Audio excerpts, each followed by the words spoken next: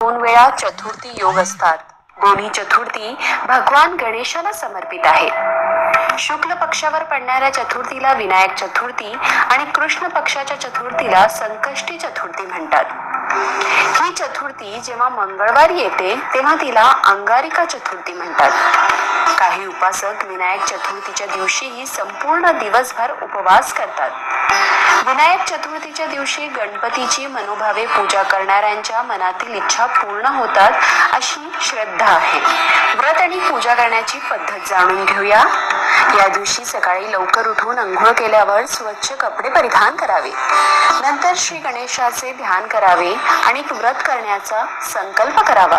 नंतर गणेशाच्या मूर्तीला पाणी, रोली, अक्षदा, दुर्वा, लाडू, पान, उदबत्ती तसेच जास्वंदाची फुले अर्पित करावी. व्रताची कथा सांगावी आणि ऐकावी. आरती करावी. अथर्वशीर्ष आणि गणपती स्तोत्र म्हणावे. गणपती मंत्राचा जप करावा. संध्याकाळी चंद्रोदयानंतर व्रत सोडावे. या व्रतामागील कथा अशी आहे. शिवपुराणात उल्लेखित कथेनुसार पार्वतीने एके दिवशी नंदीस द्वारपाल म्हणून नियुक्त करून स्नान करण्यास गेली. यावेळी शंकर तिथे आले. त्यांनी नंदीस झुगारून न्हाणे घरात प्रवेश केला. यामुळे पार्वती अपमानित व रागाने क्षुब्ध झाली. शेवटी सखी जया व विजया यांच्या सल्ल्याने चिखलापासून एका सुंदर पुत्राची मूर्ती निर्मित केली व त्यात प्राण फुंकले. या पुत्रास तिने स्वतःच्या अनुचर म्हणून नेमले. नंतर एके दिवशी या कुमार मुलास द्वारपाल नेमून पार्वती स्नानास गेली असता शंकर तिथे उपस्थित झाले. त्यावेळी या कुमाराने शंकरास अडवले.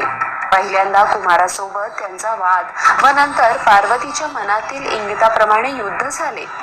यावेळी शंकरांनी त्रिशूलाने त्याचे मुंडके उडवले. ही वार्ता ऐकून पार्वतींनी नाराज होऊन सृष्टी नष्ट करण्यास प्रारंभ केला. नारद व देवगणांनी पार्वतीला शांत केले. तेव्हा पार्वतीने तिच्या पुत्राच्या पुनर्जीवनाची मागणी केली व तिचा पुत्र सगळ्यांना पूज्य व्हावा अशी इच्छा व्यक्त केली. शंकरांनी होकार दिला, परंतु कुमाराचे मस्तक कुठेही न मिळाल्याने त्यांनी गणास उत्तर दिशेस पाठवले व प्रथम जो प्राणी दिसेल त्याचे मस्तक आणण्याची आज्ञा केली. गण एका हत्तीचे मस्तक घेऊन उपस्थित झाले. देवगणांनी या मुंडक्याच्या सहाय्याने कुमारास जिवंत केले. नंतर शंकरांनी या मुलास स्वपुत्र म्हणून स्वीकारले. देवगणांच्या आशीर्वादाने हा मुलगा पूज्य झाला व गणेश नावाने प्रसिद्ध झाला. म्हणून कुठल्याही पूजेपूर्वी पहिला मान गणपती बाप्पांना असतो आणि त्यांचीच पूजा सर्वप्रथम केली जाते.